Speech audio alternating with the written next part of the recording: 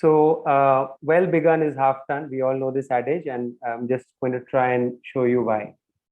So, when we're talking about donor preparation, one could prepare it in your operation theater, or there are a lot of places where they get pre-stripped tissues from the eye bank. Unfortunately, we don't have that luxury in India yet, but hopefully that will come again. And of course, the insertion is done in the operation theater at the loading and insertion is done at the time of the surgery itself. So some of the important instruments that one must have for donor preparation is a good forceps for lifting and stripping the Descemet's membrane. You have these kind of stamps with F, P, or S, basically asymmetric figures, so that you can see the orientation of your graft. Cannulas to kind of load the graft, which may be made of glass or even modified IOL injectors. You can have basically artificial anterior chambers with partial trifines for DMEC trifines, which don't cut full thickness but only cut the DMEC and a little bit of stroma. And some eye banks are providing pre-stripped and pre-loaded DMEC tissues, like you're seeing in that vial here, and that probably is science fiction for us right now. But if that is available, it will really make a lot of life a lot easier for all of us. So there are main three steps in the donor preparation. One is to lift the Descemet's membrane off the Duas layer, and you can use a variety of techniques. The double trephination technique is the most popular one, but the pioneering technique is the Melis no-touch technique, scuba technique, which Dr. Francis Price has popularized, air bubble assisted, and hydroseparation. I'll just cover some of these in subsequent slides. Marking for orientation can be done if you want to make sure that your graft is oriented the right way, and then loading of the device of the Descemet's membrane into the cannula and injector. So I'll just cover the preparation of the donor. It's a good idea to mark the anterior surface of your corneosteral rim so that it will help you center your trifine whenever you want to cut. So you make a mark on the anterior surface, and then you put the graft endothelium side facing up in your Teflon block or whatever the base of your trifine, which you DMEC trifine. So initially, this is the technique which I use, which is the double trephination technique. So a large 10 mm trephination is initially done just to kind of cut the Descemet's membrane, and then you stain the edge with trypan blue so that you can see the edge. The next step is to kind of just free up the edge like so. So you can use a Sinskey hook to kind of just go all around and lift that edge up, as is being shown in the video here. Then you basically go to the stripping. So you can use any non-toothed kind of a forceps, preferably something which has a larger tip. So you can grasp the Descemet's membrane like so, and under fluid. So you can use either the medium of the tissue or balanced salt solution, whatever you want, and gently kind of keep stripping this. And as you're stripping, make sure you observe the detachment line, and if any point it is kinking, at that point there is an attachment and it might tear and you might develop something like a horseshoe tear. So keep an eye on that particular line. Go slowly. You can use two forceps also, or you can use one, as in this case, and you strip only about 60 to 70%. Don't strip the entire extent. And once this is done, you just kind of lay it down like so. And you can stain this detached Descemet's membrane. So you can differentiate the detached from the non-detached Descemet's membrane. After you've done that, you lay it back, and then you can kind of make a window on the other side. I'm sorry, that video has kind of run through very fast. So you can make a little trephination with a 3 millimeter kind of skin biopsy trifine on the remaining stroma in the area where the Descemet's membrane has been already stripped. So you make a little window, and then you invert the corneosteral button as is shown here, and you lift that little window up and you can put a mark. So here we are putting an F mark. You can use a Sin's cube which is stained, or you can have a marker which is already ready. So you can use any asymmetric alphabet like P, F, S. Don't use an O, because then that will look the same from both sides. After you've put the cap back, you invert the tissue again, and then you basically have to refine it to 8 millimeters or 8.5, whatever is the size of the final DMEC graft that you want to put in. Using ideally you can use a partial thickness refine which is specific for DMEC. After that, you stain the desmoid membranes. After that, you kind of strip and detach the rest of the desmoid, and then you stain it for about 1 to 2 minutes with trypan blue, and then you load it into the injector. In this case, we are using a glass cannula to load it, which is a DMEC cannula. After you've done this, you basically need to insert the donor, load the donor. I just showed you that thing. So you can do either a push-in technique or a pull-through technique. Push-in is you use either a tube or a cartridge or a cannula, or a pull-through, you can use a forceps along with an anti-chamber maintainer, which I will just show. So that's the technique which I use. I'll just quickly cover some other techniques and innovations which can give you a mild overview. So this is the no-touch technique popularized by Melis. I borrowed this video from Dr. Jagdish Reddy at LV Prasad.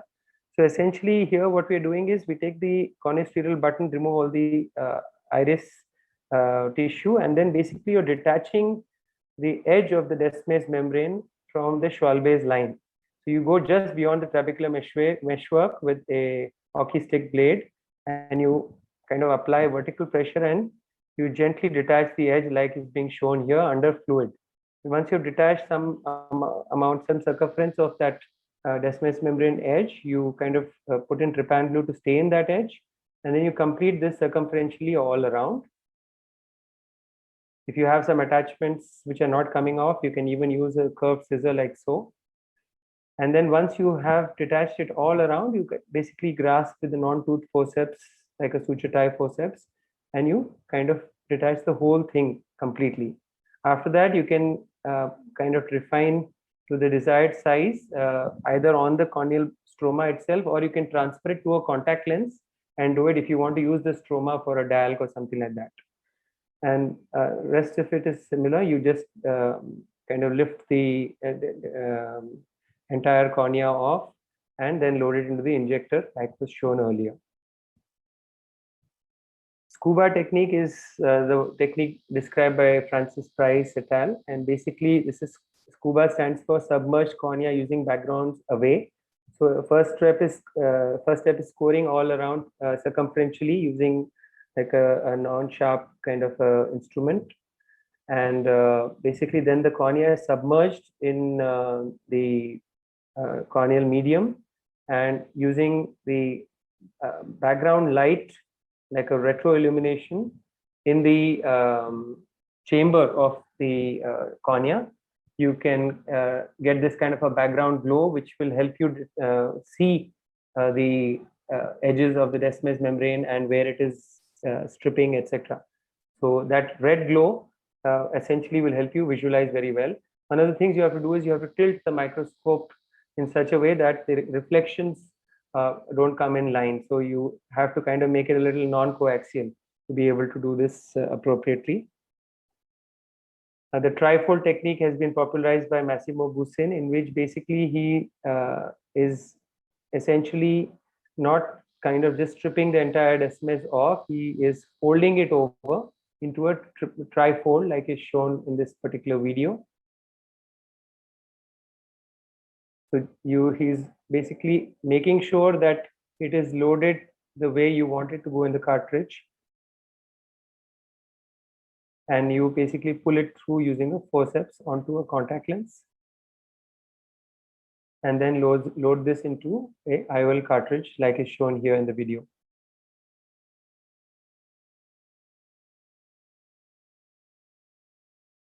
After that, you use a forceps and pull that front part of the folded desmoid membrane. You can see the trifold there into the IOL cartridge.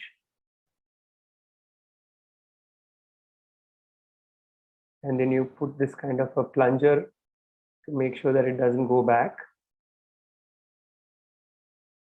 And under anterior chamber maintainer, you can put this inside the eye and pull it through with the forceps. So this is the pull through maneuver that I was talking about. And you have to keep holding on with that forceps and tapping on the surface to make sure it's unfolded. Whoever's audio is on, please mute it. And make sure that anterior chamber is on, and you keep tapping till it's opened up. Don't release the forceps, otherwise then it will get folded the wrong way. The hybrid DMEK was basically a technique developed by Professor Donald Tan from Singapore, in which basically he's modified the DSAEK technique and he's doing a DMEK in the same way. So the tissue is pre-cut just like in a DSAEK, and Descemet's membrane is basically pre-dissected, but it's not lifted off from that inner layer. So the outer lenticule is removed, and the inner lenticule, which has separated Descemet's on it, but which has not been stripped, is laid on to the endoglide, which is already available for DSAEK. It's a modified endoglide for this hybrid DMEK. Then we put a cohesive viscoelastic on the endothelial side like so. And then this is basically pulled through with the forceps into the injector, and the back portion is now snapped in place. Now it's ready to be pushed into the eye. So again, anterior chamber maintainer has to be there. It has that little platform which was there in for DSAK also.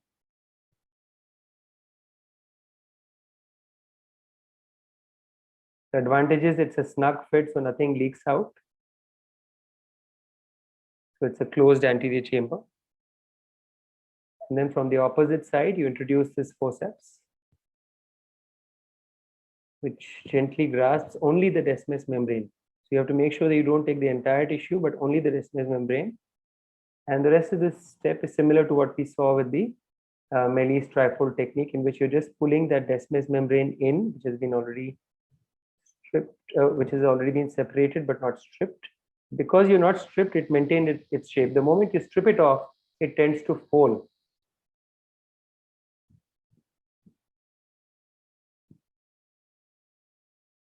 And the anterior chamber is currently anterior maintenance is currently off, and you then, after you've taken it off, you just switch it on, and under the anterior chamber maintainer, it opens up nicely.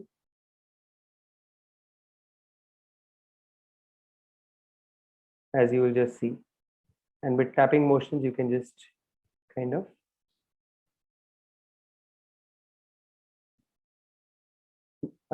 open it out, but don't release it till it's completely unfolded. You can even introduce a bubble of air underneath. Hydroseparation is basically another modification of the Melis technique, in which you're separating from the Schwalbe's line. You're getting a little passage into the anterior pre-descemetic space, and then once you found that space, you can inject any fluid. It would be good if you can use trypan blue itself into that space, so that you can also stain the Descemet's membrane as you're enlarging it, and basically you get a little bubble of the Descemet's membrane. It's something like a type 2 bubble. Basically, you're inducing from the endothelial side, and then you kind of just refine it to the desired size, and the rest of the steps are similar to any DMEK. So basically, you have to find that space and then put in a cannula. You don't have to dissect circumferentially, only a little pocket is enough. And once you found that potential space, you kind of inflate it with trypan blue. And that should do the job. So I'll just show this little innovation by one of our course instructors, Dr. Siddharthan, and various others have also done these kind of innovations. So these are homemade DMEK injectors. So you can use an IOL cartridge like he's showing. He's using an Alcon cartridge here, attaching it to the IV tubing, and that is then attached to the syringe. So the silicon part of the IV tubing is used, and you can use the IOL cartridge, IOL tray to just act like a petri dish also to load, and that essentially is a very low-cost DMEK injector. Finally, I'll just show this little innovation by Dr. Fogla, which is, I think, a brilliant innovation. He has a special Coronet donor preparation device, which is a backlit LED light, which helps you to essentially see the Descemet's membrane very well. So similar to what you see in the scuba technique, but this light is a much brighter light. I'll just quickly take a few seconds more to show this video because it's really beautiful. So after he's refined, he's just staining it. And you can see that all the steps are very beautiful. You can see the edge being detached. And then the stripping, the visibility is superior to anything that I've seen.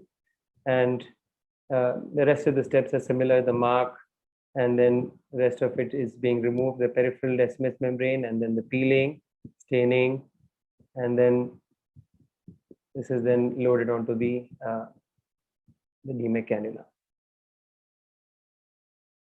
So that's about donor preparation, and I invite the next